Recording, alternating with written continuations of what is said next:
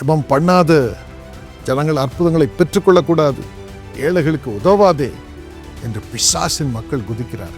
ஆனால் எனக்கு அருமையானவர்களே, ஆண்டவருக்கு சொந்தமான ஜனமாக ஆண்டவர் உங்களை வைக்க விரும்புகிறார்.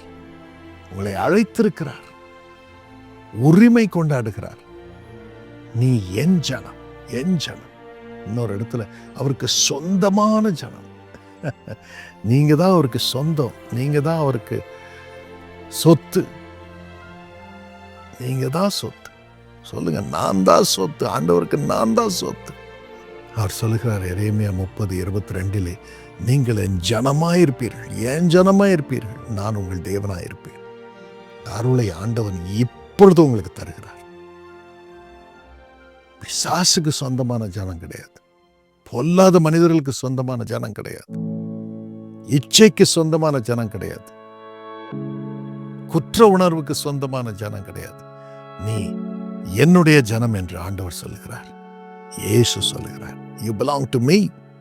அப்போஸ்தலர் 20:28 படி இயேசு தமது சொந்த இரத்தத்தினால் உங்களை விலைக்கு வாங்கி இருக்கிறார்.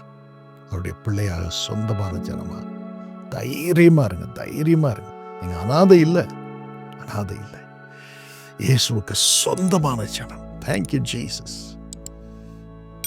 தைரியமா சொல்லுங்க, அவருக்கு சொந்தம், இவருக்கு சொந்தம், அவர் தெரியும், இவர் தெரியும் என்று சொல்லிக்கொண்டு இராதிருங்க. இயேசுவுக்கு நான் சொந்தம். அப்ப எல்லாரும் உங்களுக்கு அனுகூலமான துணையா மாறிடுவாங்க.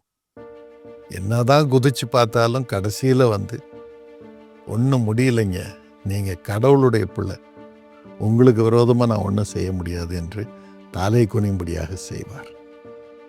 அவங்கள பற்றி கவலையே கிடையாது. உலக சூழ்நிலை குறித்து கவலையே கிடையாது, உலக போராட்டங்களை குறித்து கவலையே கிடையாது. இயேசுவின் சித்தமே உங்கள் வாழ்க்கையிலே வாய்க்கும். கர்த்தருடைய சித்தமே வாய்க்கும். ஒரு மனிதனும் உங்களுக்கு விரோதமாக ஒன்றையும் செய்ய முடியாது. உனக்கு விரோதமாய் உருவாக்கப்படும் எந்த ஆயுதமும் வாய்க்காத போகும். உன்னை குற்றப்படுத்தும் எந்த நாவையும் நீ குற்றப்படுத்துவாய். You will rise up and refute every tongue that accuses you. Thank you, Jesus. Open your eyes to Jesus. அவரே ஆல்பா, அவரே ஒமேகா. அவர்தான் ஆரம்பம், அவர்தான் முடிவு. அவர் உன்னோடு இருக்கிறார். உலகத்தின் கடைசி பரியந்தம் நான் உன்னோடு இருக்கிறேன் என்று ஆண்டவர் சொல்கிறார். இதற்கு மேல் என்ன வேண்டும்? அதற்கு என்ன வழி? நம்ம என்ன செய்யணும்? முதலாவது, உங்களை பிரித்து கொள்ளுங்கள். 2 கொரிந்தியர் 6:17 படி நீங்கள் அவர்கள் நடுவில் இருந்து, அதாவது பொல்லாத இந்த உலகத்தின் நடுவில் இருந்து புறப்பட்டு போய் பிரிந்து விடுங்கள். அவங்ககிட்ட இருந்து பிரிஞ்சிருங்க. அசுத்தமானதை தொடாதிருங்கள் என்று கர்த்தர் சொல்லுகிறார். தொடாதிருங்கள். அப்பொழுது நான் உங்களை ஏற்றுக்கொண்டு உங்கள் தகப்பனாயிருப்பேன். நீங்கள் என் குமாரராயிருப்பீர்கள், என் குமார்த்திகளாக இருப்பீர்கள். நான் உங்கள் மத்தியில் உலாவி உங்கள் தேவனாயிருப்பேன் என்று 16ஆம் வசனத்திலே அவர் சொல்கிறார். இந்த எல்லா அசுத்தங்களையும் தூக்கி எறிவோம், பயங்களை தூக்கி எறிவோம், குற்ற உணர்வுகளை தூக்கி எறிவோம், பரிசுத்தம் பண்ணிக்கொள்ளும். 2வதாக, பிதாவே அவர்களுக்கு மன்னியும், தாங்கள் செய்கிறது என்னதென்றே அறியாதிருக்கிறார்கள் என்று இயேசு தாழ்த்தி ஜெபம் பண்ணினார். கெத்செமனே தோட்டத்திலே, ஆண்டவரே, என் சித்தம் அல்ல உம் சித்தமாகட்டும், சிலுவைக்கு போனாலும் பரவாயில்ல, உம் சித்தமாகட்டும், அதற்கு என்னை ஒப்புக் கொடுக்கிறேன் என்று ஜெபம் பண்ணினார். 2 நாளாகமும் 7:14 படி உங்களை தாழ்த்தி ஜெபம் பண்ணுங்கள், ஆண்டவருடைய முகத்தை தேடுங்கள், பொல்லாதபடிகளை விட்டு திரும்புங்கள். அப்பொழுது பரலோகத்தில் இருக்கிற ஆண்டவர் கேட்டு தேசத்திற்கு க்ஷேமத்தை கட்டளையிடுவார்.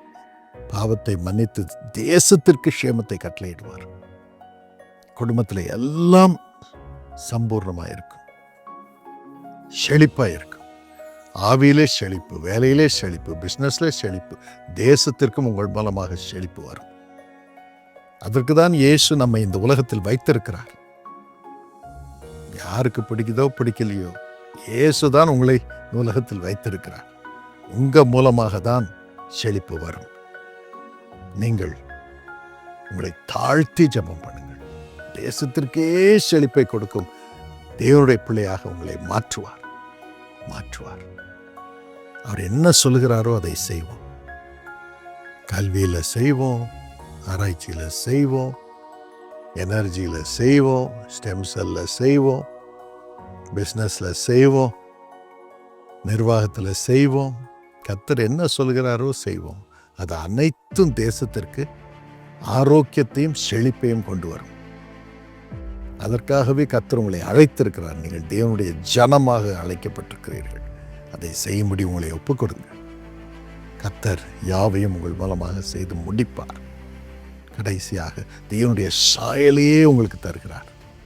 2 கொரிந்தியர் 3:17 படி கர்த்தருடைய ஆவியானவர் எங்கே உண்டோ அங்கே விடுதலை உண்டு. ஆகவே அவருடைய ஆவியினால் நீங்கள் நிரம்பும் பொழுது மகிமையின் மேல் மகிமை அடைந்து அவருடைய சாயலை பெற்றுக்கொள்கிறோம். அவருடைய சாயலை பெற்றுக்கொள்கிறோம். இந்த நேரத்திலும் இயேசுவின் சாயல் உங்களுக்குள் வருகிறது. இயேசுவை போல இருக்கிறீர்கள். உலகமெல்லாம் இயேசுவை பார்க்க முடியாது, ஆனால் உங்கள் மூலமாக இயேசுவை அனுபவிக்கும்படி செய்கிறார். இயேசுவை அறிந்து கொள்ள செய்கிறார். இயேசுவின் வல்லமையை, அற்புதங்களை பெற்றுக்கொள்ளும்படி செய்கிறார்.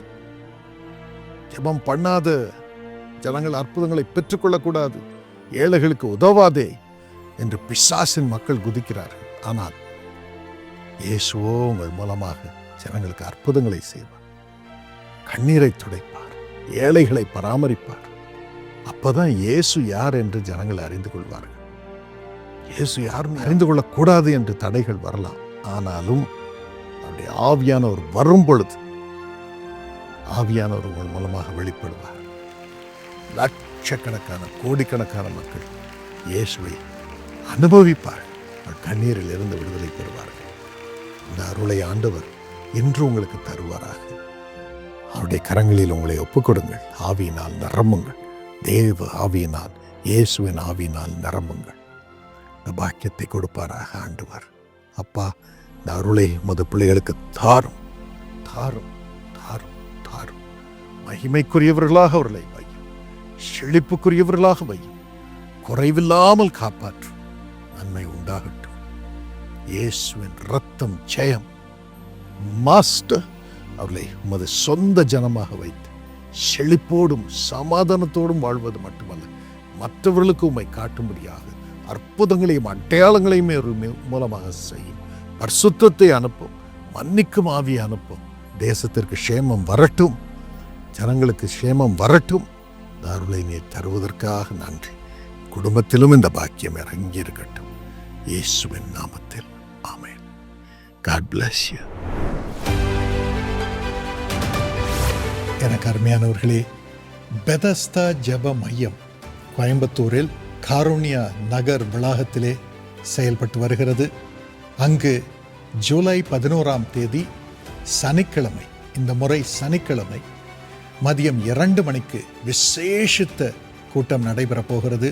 அதில் நானும் சாமியல் தினகரனும் பங்கேற்க போகிறோம்.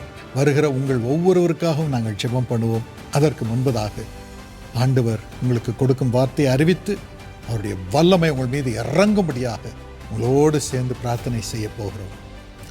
குடும்பமாக வாருங்கள். உங்கள் சிநேகிதிகள் எல்லாருக்கும் சொல்லுங்கள். அனைவரும் வாருங்கள். இயேசு அங்கே உலாவுவார். 2022 இங்கே பெதஸ்தா ப்ரேயர் பண்ணிட்டு போனோம். அப்போ நான் கடவுள் நம்பிக்கையோடு வந்தேன். எங்களுக்கு ஒரு குழந்தை கிடைக்கும்னு நினச்சேன். அதே மாதிரி அந்த வருஷம் கடைசியிலேயே நான் கர்ப்பம் தரித்தேன். 7 வருஷத்துக்கு பிறகு கர்த்தர் இந்த குழந்தையை கொடுத்திருக்கிறார். 2 பேர் 3 பேர் கூடினால் என் நாமத்தினாலே அங்கே இருப்பேன் என்று சொன்ன இயேசு தெய்வம் வருவார்.